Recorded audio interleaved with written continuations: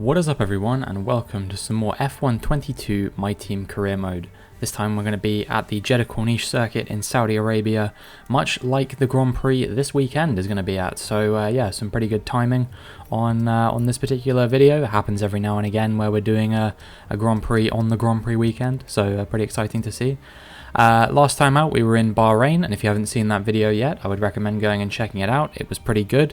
We had a poor qualifying, but we absolutely made up for it in the race, including a triple overtake on a safety car restart that allowed us to take the lead of the Grand Prix and yeah, sail off into the distance, hold off a late push from Charles Leclerc and win the race. So we're currently in the lead of the Drivers' Championship after one Grand Prix, which is great to see, and we are going to see if we can hold on to the lead of the Drivers' Championship in Saudi Arabia. This is one of my strongest tracks in the game at the moment, I would say. You know, I've really grown into it quite nicely since they introduced it at the end of the life cycle of, I think it was F1 2021. They brought the game in. I wasn't super comfortable with it then. I took a little while to adapt to it.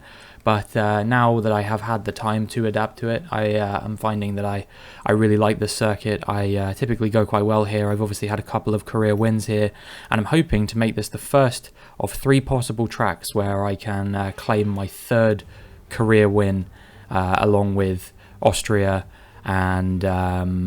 actually, I guess it's one of 4 tracks, right? It's Austria, China, and Zandvoort, because I forgot I actually won Zandvoort on 2 separate occasions as well. So anyway, yeah, this is one of 4 possible tracks where I could claim my 3rd career win this season, and this is the first one. I'm hoping that we can do exactly that. Just going to skip over practice completely there. We did okay, you know. We showcased the kind of pace that you would expect from me in this kind of track. You know, if you've seen me race here in any previous season, you'll know I'm typically pretty fast. And again, I can't remember if we were necessarily first, but we were pretty close to first, if not. So yeah, now it's time for us to get into qualifying, and hopefully we can give a good account of ourselves in this qualifying session. I'm hoping for big things. You know, we have the real potential to grab not only pole here, but also the win and fastest lap. I want to go for all 3 if we can, and we'll see what we can do, as that mechanic in my garage had a clipboard sticking out of his arm. But we won't talk about that any further. My first flying lap of Q1, we're on a fresh set of softs. My goodness, tripped over my words, but we're on a fresh set of softs, of course.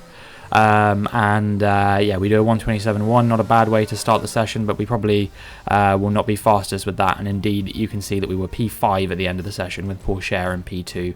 But for only 1 run, it's not a bad time to set. And when we go to Q2 and Q3 and are doing 2 runs in a session, I think that we will be showing even further improvement over this level of performance that we've showcased in Q1. Yeah, like I said, I really do believe that pole is the target here, and I don't see why we shouldn't be able to get it. I think Pourchaire might be the only person capable of denying us. On a used set of softs, we do a 1:27.2, which suggests that I should be able to get into 1:26 territory pretty soonish. You can see that even through the first couple of corners, I was going pretty fast there, but I ended up not continuing on that lap. And on my fresh run, you can see we improved by 0.6 to a 1:26.6, and is very comfortably fastest for Q2. So if we can carry that level of performance into Q3, I see no reason why we won't be staring at pole position. You can see that I was 0.5 faster than Leclerc there in P2, and yeah, other than that, a bit of a shock result here. You can see that Sainz, Norris, Alonso were all eliminated, and Albon has actually done quite well to make his way into Q3. Perhaps we will be seeing that in real life as well. Actually, this video will be coming out after qualifying, I imagine, so you guys will already know how well Albon has done. But you know, Williams seem to believe that they're going to be quite fast, and I see no reason why that isn't going to be the case. We do a 1:27.1 on used tyres, which is pretty good. It shows that there's still a little bit more pace that we can find compared to the laps we were doing in Q2. You know, the track's warming up. We've improved by 0.6 as we come into the final sector, and we're going to see if we can find even more improvement over this time. But we do not go fantastically through these, I don't know what corner numbers those are, it's like 22 and 23 or something like that. Not the best run, but we're going to see if we can improve in the final corner. You know, we got a bit more grip in the tyres, so we should get a better exit, and indeed we do, and we're going to be improving this delta further and further. It's going to be about 6.5 tenths as we come up to the line. It's good enough for a 126.4, and it's pole position. So we take our first pole of the season in only the second race of the season, and I cannot wait to see what kind of pace we can be showing in the Grand Prix. We're going to have Pourchaire for company, so it is a front row lockout for Jaguar Racing, and I'm going to see if we can bring home this 1-2 for only the second time in the team's history, actually. Excuse me, my my throat is suffering. It has been ever since I went to this concert in a few days ago, and ever since then I've been kind of recovering from them with daily YouTube videos, daily streaming. It's pretty intense and hectic lifestyle, but I'll see if I can persevere through the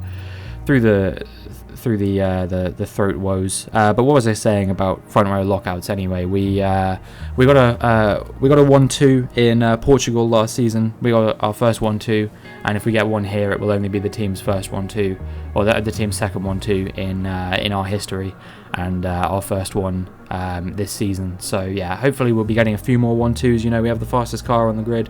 We have two of who I believe are the fastest drivers on the grid. So I have absolutely no doubt in my mind that we should be showcasing some serious pace over the course of the season. Like I said, I'm desperately holding out for Théo Pourchaire to get a win somewhere. I think Imola would be a fantastic example of a track where I could see him redeeming himself after having an unfortunate DNF last season during the sprint race. If he can showcase that same level of pace this season, I see no reason whatsoever why he won't win that race, because I typically don't go well enough at Imola to have race-winning pace. I would like to win at some point there. I'd like to win at every track at some point during my career, but we can only go as fast as I'm capable of going. I can't go any faster than that, and if it's not good enough to win, it's not good enough to win. And now it is time to get into the race. So here we are then, welcoming you today to one of the jewels of the Arab world, Jeddah. One of the biggest cities in Saudi Arabia, second only to Riyadh, gateway to Mecca, and one of the biggest ports in the region. And now, host to the Saudi Arabia Grand Prix. So let's take a look at the topographical map of the Jeddah Street Circuit. As you can see, a number of challenging corners for the drivers to master here. We'll see just how much the teams have benefited from their time spent in practice this weekend. And like many street circuits, this track has the potential to punish drivers that get it wrong. Let's hope we avoid any safety cars today. It's time to take a look at our starting grid for today's race. Robinson lines up on pole position, and Théo Pourchaire completes the front row. Looking down the rest of the grid, we have Verstappen, Perez, Charles Leclerc, and Joe, Albon, Russell, Ricciardo, and Yuki Tsunoda, Sainz, Gasly, Lando Norris, and Fernando Alonso, Lundgaard, Schwartzman, Oscar Piastri, and Mick Schumacher, Ocon, Magnussen, Latifi, and Lance Stroll brings the grid to a close. Which of these talented drivers will come out on top today? A warm welcome to Anthony Davidson, who's beside me in the commentary box today. We should talk about Alfa Romeo. There have been some tweaks to the power unit regulations, of course, and I have to say it doesn't seem, so far at least, that they've been able to keep up. There are a few downcast looks within the team this weekend. I think they've been hit fairly hard by the new regs. But this is only the first step down a long road of development, and even if they don't maximise their points today, there are plenty more up for grabs this season.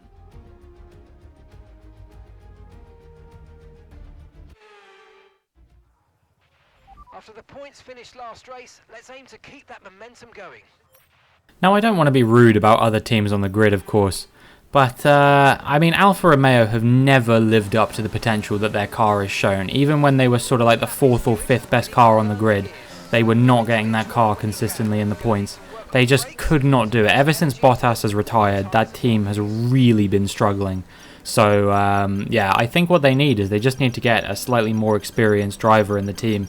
You know, they've got 2 drivers with not too much experience under their belt. Obviously, Schwartzman has actually been in the sport for quite a while now. This is his 5th season as well. But yeah, he just doesn't seem to be performing. And if you're not performing, maybe it's time for a change to be made. But the lights come on.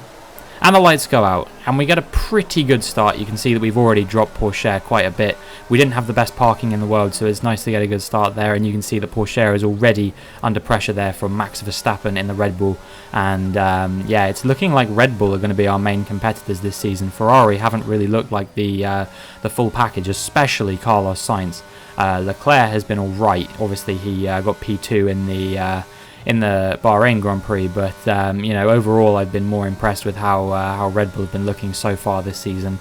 So yeah, we'll see if that continues going forward. I've already, due to the squabbling between Pourchaire and Verstappen, I've already built a gap of 2 seconds to the cars behind, and yeah, I mean this could be a very easy race for me if we can maintain this gap.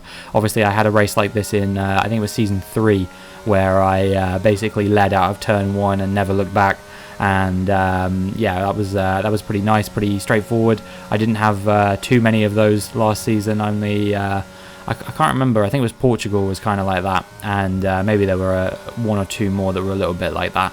But actually, Pourchaire has already built this or closed this gap right up to 1.5 seconds. So he's already recovered over half a second to me in the course of only 1 lap, which means we might actually be under pressure from him sooner rather than later.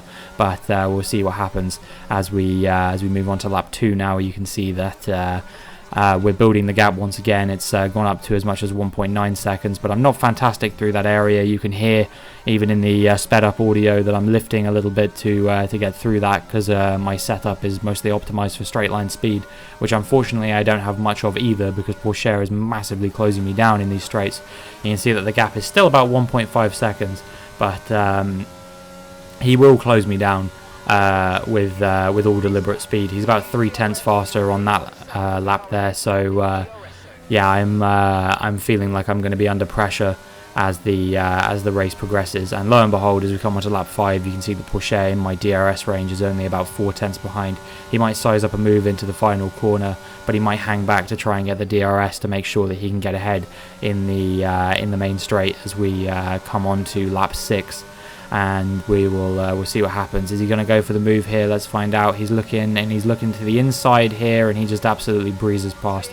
I actually will admit I wasn't fighting that one too hard. I wasn't really burning battery or anything like that, because my theory was, you know, if he's significantly faster than me, I don't want to get caught up in a battle with him that's going to allow other cars like Perez, Leclerc, Joe, all the cars behind to get caught up with us and potentially cost the team a 1-2. You know, I was thinking if he had superior pace to me, I would let him try and build a gap out front. So that's what's going on here at the moment. If he can pull away from me, then he can have that position. As Lando Norris is out of the session, which I'll show you a replay of in just a moment's time. We'll see what happens with him here. We can see he's coming around the final corner now. He's behind, I think that's Carlos Sainz in the Ferrari, and yeah, he just pulls off to the side of the track and starts going slow, smoke pouring out of the back of his car, so that's some kind of engine failure for the McLaren. Not too surprising, we've had some power unit changes, so it's to be expected that some of these cars are going to have perhaps difficult reliability with their power units, but hopefully it's not going to affect us too much. You know, I can't control what it's like at Mercedes with regards to their power unit reliability, but they do seem to have the best engine on the grid at the moment. So yeah, that's at least something that we can take away, is that whatever we're experiencing, the other teams have probably got it worse. I don't know who the worst powertrain on the grid is at the moment, but I'm definitely glad that we've ditched Renault in favour of Mercedes, because I think otherwise we'd be struggling quite a lot. I think we're going to go for a move on Pourchaire here. I'm going to try and go around the outside, but he defends beautifully there. He covers me off, closes the door, and yeah, that was very almost sort of human-like, the way that he defended that one. You don't really see AI kind of defending in such a way that's kind of closing the door on the car behind. So yeah, I was kind of impressed by that. It was a very solid defense from him, and he retains the lead as a result, as I've built the gap now to Perez to about 8 seconds behind. So yeah, we are just dropping the cars behind at a drastic rate. It's now 10 seconds the gap, and you can see now I'm going to try and go for a move on Pourchaire again. I'm not quite close enough as we come to the final corner, so with the DRS I'm going to have to try and hit him in the main straight. We're getting close to the pit window now, so I'm only going to have a few more opportunities to do this before maybe we could go for an undercut on him.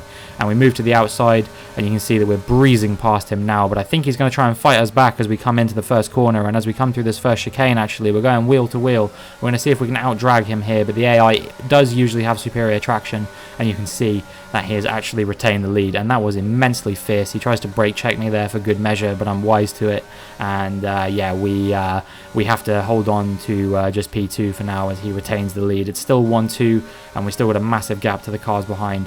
But yeah, this is turning into a bit of a scrap between me and Pourchaire here for the lead. You can see that we're really just kind of going at it tooth and nail, because why not? You know, there's a big enough gap behind to the point that I'm not too worried about letting the other cars back into the fray. And now you can see that Pourchaire has actually stolen my pit lap, so I'm going to have to go again, because I don't want the gap to increase to about 5 seconds to Pourchaire, because I think that would easily gift him the win. So I'm going to have to stay out for another lap and come in on lap 14, and we'll see if we can we'll see what we can do coming out of the pits, whether we've been able to overcut him or whether he has increased the gap having stopped earlier onto those hard compound tyres. We'll find out now as we go on the long run down the pit lane, despite the fact that we were second in the Constructors' Championship yet. Codemasters, please introduce this feature into the game. We set some hard tyres onto the car, and it's a 2.5 second stop, so not terrible, but not the best it could have possibly been. And yeah, now we're going to come out the pits, and we're actually going to be close to wheel with Pourchaire here. We're going to try and get him out of the pit lane. We're wheel to wheel as we come on the run down to turn 3, and as we go through it, I've actually taken the lead up the inside. It's a bit of a dirty move, but the gloves are coming off. I don't care that we're teammates. We're struggling a lot for tyre grip here. That's kind of inviting him back into the fray, but he can't quite make the move stick on this occasion. And yeah, we're going to be burning a bit of battery here on the exit of this very twisty section, as Charles Leclerc is out of the Grand Prix, so we'll see what happens to him in just a second. But that is the first DNF he's had in over a season. That car had absolutely bulletproof reliability last season, and perhaps this is an indication of just how much the Ferrari engine is struggling this season compared to the Mercedes engine. That yeah, Leclerc's car is breaking down, although I say that, I don't actually see any smoke pouring out the back of it. He weaves across the track there very dangerously, and that causes Ricciardo to slam into the back of him. But yeah, it's actually not seeming like it's PU failure. It might be gearbox failure instead, because there was no smoke at any point during any of this. So yeah, I'm wondering if that was potentially a gearbox issue rather than a power unit issue, as we resume our battle with Pourchaire now on lap 15. And you can see that he is very, very close to me, and he will have DRS in this upcoming DRS zone, although he's overtaking me even before he gets the DRS, so he's going to be significantly further ahead. You know, I just could not fight this. My tyres were still pretty cold. It was very difficult for me to try and do anything on this occasion, but we will get the DRS in the following DRS zone. Our tyres are getting up to temperature now, which means we'll be able to fight him back, and yeah, hopefully we can begin to close this gap on our teammate in the final 10 laps of the race. We're not quite close enough once again in the final zone, but even if I was, you know, this is a very strategic track, and it's much more beneficial, as you've seen many a time, to utilise the DRS in this DRS zone that we're currently in, to just blitz past the car behind you, even if you could have made it work in the final DRS zone. They've actually changed it for this season, I believe, but you know, you've seen those battles between Verstappen and Hamilton, Verstappen and Leclerc, and Ocon, and the various battles that he's had as well. So yeah, it's definitely a map where the game playing was a thing. And Pourchaire has overtaken me here on lap 16, but we're going to see if we can try and get him back with the DRS here, and this is exactly the game plan that I was talking about. We give up the DRS in the second DRS zone to get it in the final DRS zone coming onto the following lap, and that has allowed us to once again get ahead of him beautifully. But we come onto lap 18 now, and we're going to see if he's going to overtake us again into this DRS detection point or not. He's going to have a look up the inside, but I think we were just closer ahead on this occasion. So he is going to have the DRS zone coming into lap 19. I say have the DRS zone, have the DRS on me coming into the DRS zone on lap 19. And yeah, it looks like he might be about to breeze past me. I might try and fight him back here, but he covers me off. It's a little bit dangerous. He weaves in front of me. You never know if a car is just going to go ploughing into the back of you there. I probably have less to lose than he does, because if I go into his rear wing, his race is fucked. If I break my front wing, I can just change my front wing and probably still come home P2, I reckon, because, you know, Perez is already 10 seconds behind us. I almost got into the back of Pourchaire there. He brakes a little bit earlier than I was expecting. But with the DRS now, we're going to try and see if we can get back ahead of him once again. And this is the most back and forth battle you've ever seen. You really couldn't call who's going to win this race yet, because yeah, me and him are pretty evenly matched on pace, it seems, you know. And with the 3 DRS zones on the track, there is not an opportunity for one of us to build a gap to the other before the other comes hurtling back past his teammate. So yeah, it seems like it's anyone's race as we move into the final 5 laps of the Grand Prix. Who do you think's going to win? I would say post a comment below, but of course you can always just speed through the video to find out who the winner was, and then comment that and act as if you were a genius. So yeah, if you think that Pourchaire is going to win, maybe you should like the video, and if you think I'm going to win, maybe you should also like the video. Yeah, trying to hold them off now into the final corner. We're going to burn as much of the battery as we can as we come on the run down to turn 1 on lap 22, and you can see that he's pulling alongside me with the DRS, but we're going to try and fight him back. He wasn't a full car length in front of me to cover me off on this occasion. I'm going to try and squeeze him out as we come through the chicane at the start of the lap, and we hold on to P1 for now. Driver number 1 in P1 for the time being, as Pourchaire is having to settle for second best on this occasion. But you know, he's very fast. He's on slightly older tyres, which is maybe the only thing I have in my favour on this occasion. But I honestly think he's the faster driver out of the 2 of us this season. I think I'm just slightly more consistent. And in a 22 race championship, consistency is key. You know, you can have a few good results, but it's much more beneficial to have many, you know, solid results. Even if it's not a P1, even if I don't win this race, you know, I will still be in the lead of the championship, for the simple fact that he didn't finish in the points last race because of you know, failing to take advantage of a safety car, having some contact once he was kind of at the back anyway. You know, he had a potential chance to weave through the field and maybe pick up a few points in the final Grand Prix, or in the previous Grand Prix I should say, but he couldn't do that. So yeah, he's on no points, and these are going to be his first points of the season if he can keep it clean to the end and not have any issues. He tries to go around the outside of me as we come into the final corner once again, and he will have the DRS on me on this occasion as we move into lap 23, and we're going to see who is going to be ahead as we move into the third to last lap of the Grand Prix now. Things are getting very tense between me and him. You know, we're keeping it clean. This is very solid racing. You know, there's nothing too dirty about this or anything like that. It's all above board. We're just enjoying racing with one another as we are the fastest cars on the track. Very reminiscent of the duel in the desert that you might remember between Hamilton and Rosberg, which is you know, 12 years ago canonically in this series, because we are technically in 2026 now in the season of Formula 1. So yeah, Pourchaire trying to go around the outside here at this hairpin. I don't think he's quite got the grip to be able to do that on the hard compound tyres, so we managed to hold on to it for now. But yeah, he's looking for just about any way forward that he possibly can. He wants this first race win. I don't even know what number race win this is at this point. I think 18th it would be, because we had 10, 4 and 2, and we've already had one this season as well. So yeah, it will be an 18th race win for me, or a first race win for Pourchaire. And safe to say, the new generation of Formula 1 drivers is certainly here. You know, we've had 2 championships go to Leclerc, 1 championship go to Norris, and now a championship to myself as well. I'm challenging at the front of the field. Russell and Joe are you know, contenders at the front of the field. I actually don't think Joe has had a podium yet, but we don't need to talk about that right now. Pourchaire has got back past me. He's looking like he might be in the hunt for a race win on this occasion, but we are going to try and get back ahead of him as we come into lap 24. And yeah, we're going to try and go around the outside here. We're going to be a little bit you know, squeezy on him. We go to the outside of the corner as we exit the chicane, and we've managed to get back past him for now. So yeah, there's only 2 laps remaining if Pourchaire wants to get his first race win of the season and of his career. He needs to make a decisive move very, very soon if he possibly can.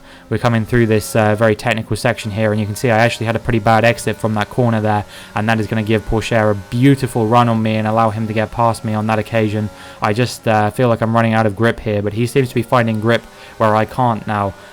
So maybe that's an indication of why his racecraft is so good.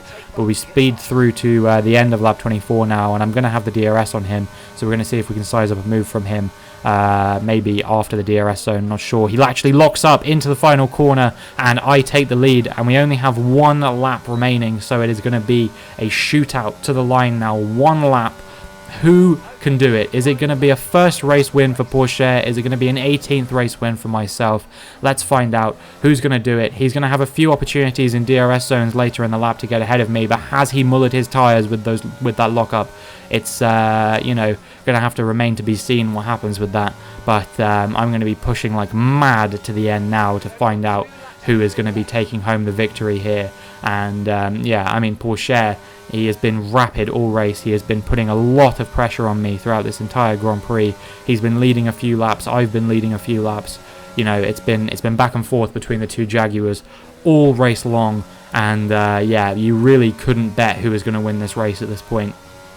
Maybe I slightly have the upper hand because I'm in the lead of the Grand Prix, but at the same time, you know, he's got 2 DRS zones and he's only 4 or 5 tenths behind me. So I'm going to be having to burn all of my battery now to make sure that he stays behind me, and even that might not be enough if he's burning battery alongside with the DRS as well. He closes the gap to about 3 tenths as we come through the first of the 2 DRS zones. He has to attack me, and he's closed the gap down to 3 tenths now. So we're going to see if he can close the gap even further in this next DRS zone, and then he will have a little bit of an opportunity in the final run to the line. I closed the door on him there. You can see that the gap has closed down to just 0.05 of a second at points there, and it is so close between me and him. Is he going to get a better exit from this corner? It doesn't seem like he has. The gap has increased to 0.3 of a second. It's coming down to below 2 tenths now. Is it going to be enough? No, it's not. We win the Grand Prix, and Pourchaire has to wait just a little bit longer for his first Grand Prix win. Oh my god, I'm out of breath after that. You know, I was saying at the start of the video how my voice was killing me. Yeah, well, I don't even want to tell you how it feels now. But Esteban Ocon gets driver of the day at a circuit he loves, and we take the race win. Magnificent drive to secure victory here at the Saudi Arabian Grand Prix.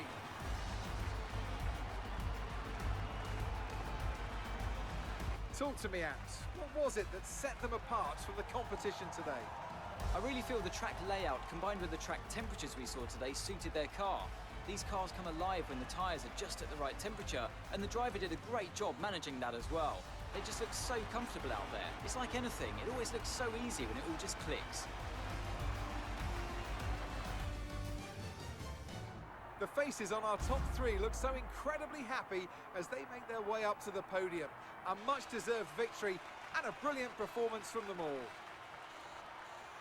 Yeah, I don't think Pourchaire is going to be too happy about that one. He's going to have to wait a little bit longer to hear that French national anthem on the podium here.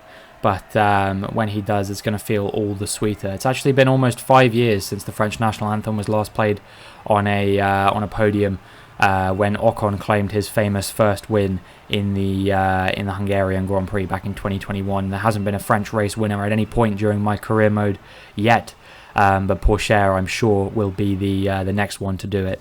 Let's have a look then at the driver's standings. Robinson increases their championship lead. Well, after an incredible day of racing, who was your driver of the day, Ant? Let's give it to Esteban Ocon. That was a commanding performance today. Very impressive indeed. It's time to check out the constructors' standings. The current leaders continue to extend their lead at the top. There was also a strong showing from the Mercedes team today as they make their way up the standings. After an event like that, who knows what the sport has in store for us next time out? Be sure to join us once again as we continue to bring you all the excitement of Formula One. So we have a big lead at the top of the table already in both the Drivers' and the Constructors' Championship. You can see that I have built a significant gap over the likes of Perez, Pourchaire, Leclerc, all of these drivers who've been pretty rapid in the first few races of the season. But I'm on the maximum gambit of points that we could possibly have. I think minus a couple of fastest lap points, so not the maximum, but not far off either. And then we're currently on 69 points in the Drivers' or the Constructors' Championship to I think it's Red Bull on 40 at the moment. So yeah, we're looking pretty hot to do the double this season so far out of the first couple of races. But how quickly things can change. There is going to be a development race to see who can get to the top of the table, and not only that, but drivers can come good later in the season. Track differentials are always a thing, of course, between different tracks. I struggle a little bit during the midpoint of the season typically at some of the more technical tracks. Monaco isn't one I typically do very well at, or Canada or Hungary. So yeah, there's definitely a few coming up. Singapore is another one actually, where I might be finding it a little bit difficult to get myself into a good position.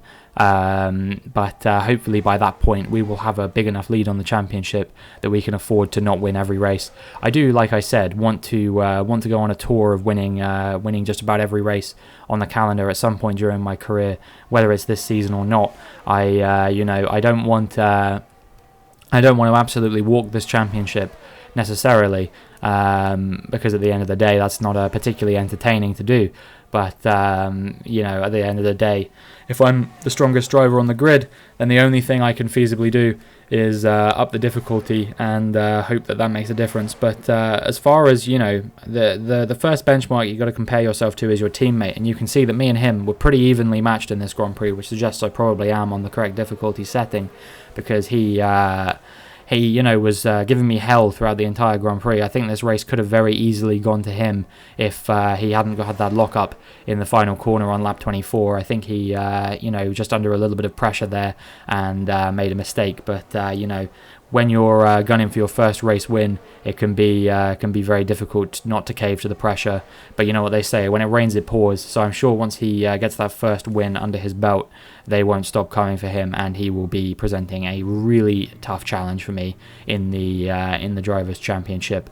Yeah, we increased the gap on Leclerc by quite a lot, because as you can see, he obviously had that DNF, which meant that he didn't get any points in that rivalry. So yeah, it's looking like maybe he's not going to be my closest competitor in this season. At the moment, it's looking like it could very well be Sergio Perez, who has been having a strong season of things, 2 podiums so far this season, outperforming his teammate comprehensively. So yeah, that could be at the age of 36 or 37 or however old he is at this point, that could be an amazing time for him to come good. But you're going to have to wait a few more races to find out what happens with him, because that is going to be it for this video. If you enjoyed, please make sure you like and subscribe, and hopefully I will see you in the next one.